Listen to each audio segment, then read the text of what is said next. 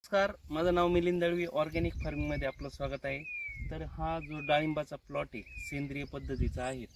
तर हे जे शेतकरी आहे प्रगतशील आहे आणि प्रयोग पण करत असतात. त्यांचं वेळोवेळी मला पण मार्गदर्शन भेटतं.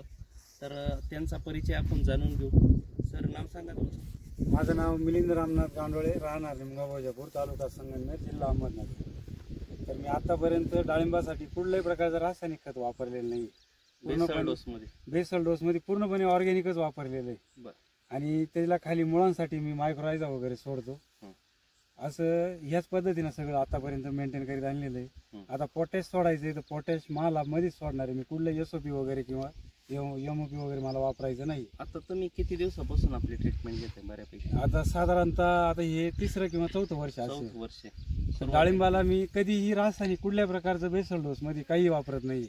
फक्त वरून एखादा स्प्रे घेतो तुम्ही, तुमचं स्प्रे चालू. एकंदरीत बागाची पोझिशन काय तुमचं? एकदम बेस्ट आहे असं. तर ऑर्गॅनिक बद्दल काय आहे तुमचं मत? आता गावामध्ये चर्चा चालते त्याविषयी थोडी माहिती द्या. पूर्णपणे ऑर्गॅनिकच वापरलं पाहिजे. त्याचं मेन रिझन म्हणजे तेल्या वगैरे ज्याला आपण बॅक्टेरियल लाईट म्हणतो याचं प्रमाण पण कमी होतं. त्याच्यानंतर फळांवरती जे अल्टरनेरिया, त्याच्यानंतर झांथोमोनस हे जे अटॅक होतात हे पण कमी असतात. आणि ऑर्गॅनिक वापरल्याचा सगळ्यात बेस्ट पर्याय हाच का एखादा स्प्रे पावसामुळे याच्यामुळे लेट जरी झाला तरी ते तेवढा वेळ त्याचं कार्य पूर्णपणे चालूच असतं असं. आणि ऑर्गॅनिक आता तुमच्या गावात जो ग्रुप चालू आहे तर त्याची थोडी माहिती द्या शेतकऱ्यांना. ऑर्गॅनिक ग्रुप म्हणजे आम्हाला केंद्र शासनाकडून आमचा प्लॉट सिलेक्ट झालेला आहे.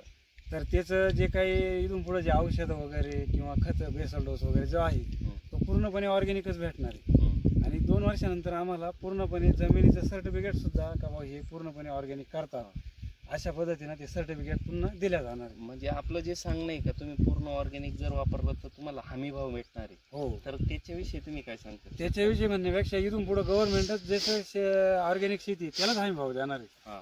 आणि नुकसान भरपाई सुद्धा त्याच शेतकऱ्यांना भेटल्या जाणार.